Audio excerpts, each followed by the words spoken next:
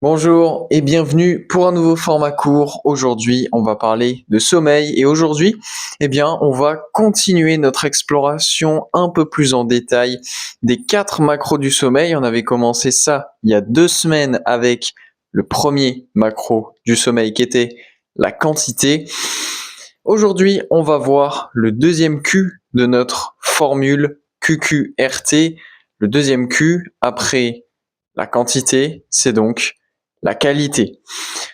La qualité du sommeil, c'est quelque chose qui est très important parce que c'est bien de dormir 7, 8, 9 heures selon vos besoins physiologiques. Mais si vous ne dormez, si vous dormez, on va dire 8 heures, on va prendre l'exemple de 8 heures pour cet épisode. Si vous dormez 8 heures, mais que vous passez plus de 10 heures dans le lit, par exemple, vous n'avez pas un sommeil de très bonne qualité. Ou même, si vous dormez 8 heures, mais que vous vous réveillez fréquemment, que votre nuit est fragmentée, c'est pareil. La qualité du sommeil, elle va donc être déterminée par 2 facteurs principaux, et je viens d'en parler. Le premier facteur, ça va donc être la fragmentation de votre sommeil. Plus votre sommeil va être fragmenté, moins vous aurez un sommeil de qualité parce que vous n'êtes pas censé vous réveiller toutes les heures ou toutes les demi-heures parce qu'il y a vraiment des gens qui se réveillent extrêmement fréquemment. Et puis, même quand vous commencez à vous réveiller 3, 4, 5 fois dans la nuit, c'est que votre sommeil commence à être bien fragmenté et donc sa qualité va diminuer. Alors ça peut être lié à plein de choses. Peut-être que vous êtes malade. Le fait d'être malade, ça fait que en général, on a tendance à un peu moins bien dormir. Et on a tendance à avoir un sommeil un peu plus fragmenté. Ça peut être lié à du stress, peut-être que voilà, vous êtes anxieux, stressé à cause d'échéances qui arrivent ou tout simplement de choses qui vous arrivent en ce moment dans votre vie personnelle et ou professionnelle. Ça peut être lié aussi à la consommation d'alcool qui peut fragmenter votre sommeil, en plus de supprimer une grande partie de votre sommeil paradoxal, phase très importante du sommeil. J'ai fait un format court là-dessus il n'y a pas si longtemps que ça. Je vous invite à aller l'écouter si ça vous intéresse. Voilà, en gros, il y a plein de choses qui peuvent perturber votre sommeil, votre nuit. Si vous avez pris du café ou de la caféine juste trop tard dans votre journée, ça peut aussi perturber. Donc voilà, ça c'est le premier point, ça va être la fragmentation de votre sommeil, à quel point vous vous réveillez souvent. Si par exemple vous ne vous réveillez qu'une seule fois dans la nuit ou 2 fois dans la nuit, une fois pour aller aux toilettes, une autre fois juste vous vous réveillez et puis 30 secondes ou 5 minutes après vous êtes de nouveau endormi, c'est parfait. Maintenant, si vous commencez par exemple à vous réveiller au milieu de la nuit et que vous n'arrivez pas à vous rendormir, des choses que vous pouvez essayer de faire pour détendre votre corps, parce qu'en général, quand on n'arrive pas à s'endormir, c'est pas parce qu'on est plus fatigué, c'est plutôt parce qu'on commence à avoir notre machine à penser qui commence à nous bombarder de centaines de pensées, on commence à ruminer pour se sortir de ces pensées, pour se sortir de son esprit. Une chose que vous pouvez tenter de faire, ce sont des méditations diverses et variées, du yoga nidra, du NSDR. Vous pouvez faire ce genre de choses pendant la nuit pour vous reconcentrer sur votre corps, pour vous réancrer dans l'instant présent, pour arrêter de ruminer sur des choses du passé, du futur qui n'existent pas finalement. Il n'y a que le présent qui existe, il n'y a que cet instant précis qui existe. Le futur, il n'existe pas encore. Le passé n'existe plus. Mais bon, voilà, moi aussi, ça m'arrive de me réveiller, j'ai du mal à me rendormir, je tourne, je vire. J'essaie de faire du yoga nidra ou une méditation, un NSDR pour me détendre, pour permettre à mon esprit de se taire, à mon corps de se détendre et on repart comme ça sur la fin de notre nuit.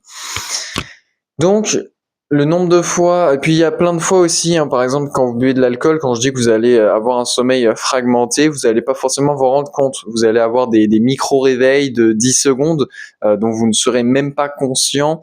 Et quand vous réveillerez, vous n'aurez pas eu l'impression de vous être réveillé autant de fois, mais si vous avez une application, une montre, une bague, un truc comme ça, qui vous permet de vous dire à quel point vous avez bien dormi, etc., vous donner un score de sommeil, vos phases, sommeil profond, paradoxal, l'éveil, etc., bah vous allez peut-être voir que votre nuit est extrêmement fragmentée, même si vous n'en avez pas forcément le souvenir.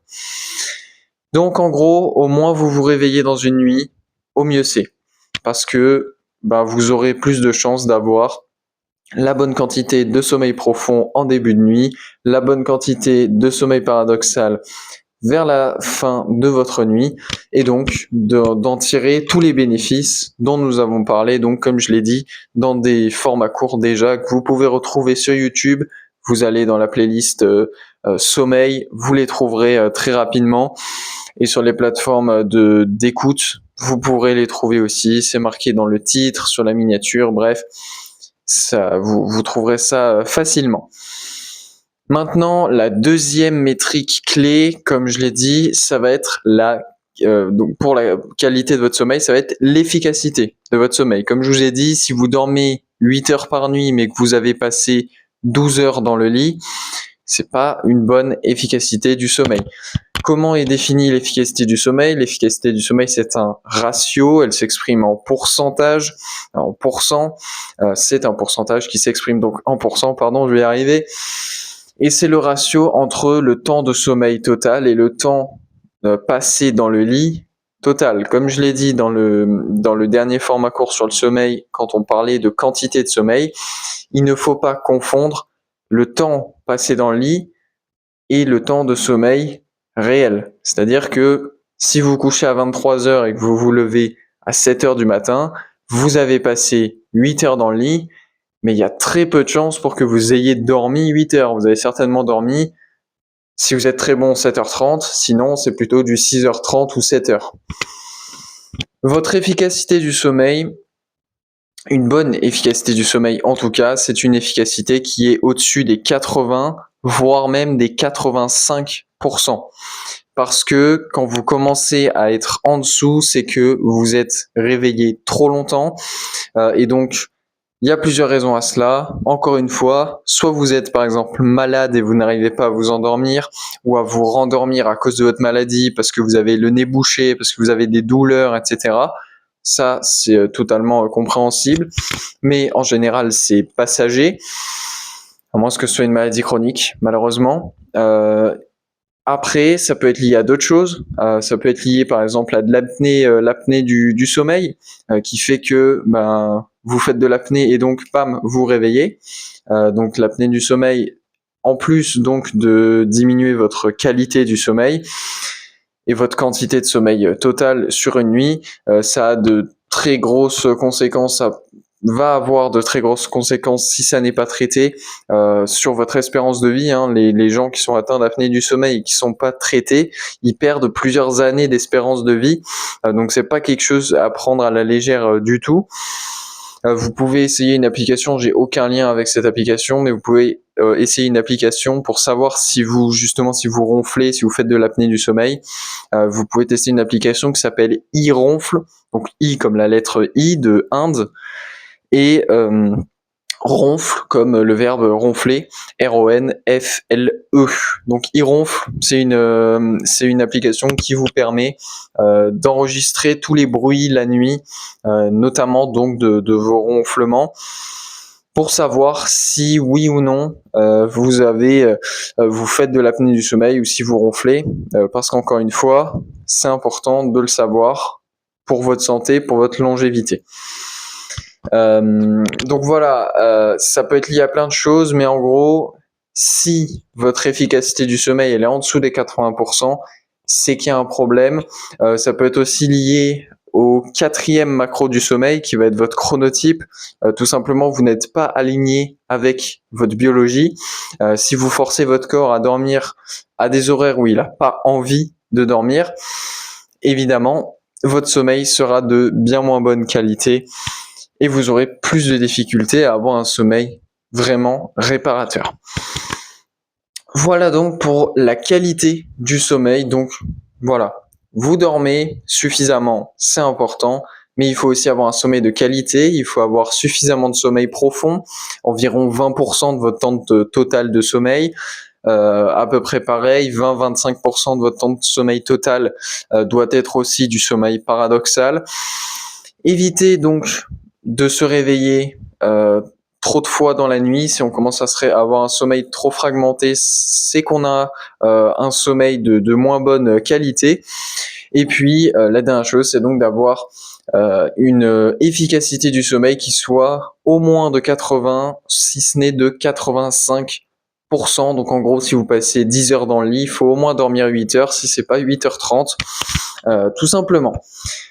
Merci de m'avoir écouté. Si vous êtes sur YouTube, n'hésitez pas à booster la vidéo, à mettre un pouce bleu, à me dire en commentaire les sujets que vous aimeriez que je traite dans le futur sur les épisodes du podcast des 4 piliers, et à me faire des retours aussi sur cette vidéo, à poser des questions si vous en avez.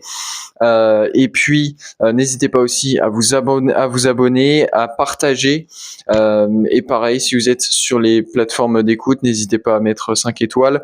Ça aide énormément pour le référencement et pour diffuser ce podcast et ces formats courts au plus de gens possible, parce que c'est mon objectif, toucher le plus de personnes possible pour que un maximum de personnes puissent essayer d'améliorer sa santé au quotidien.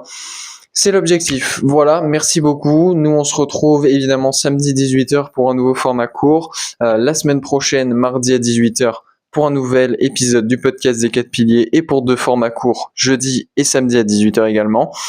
Et sur ce, comme toujours, je vous souhaite une excellente journée.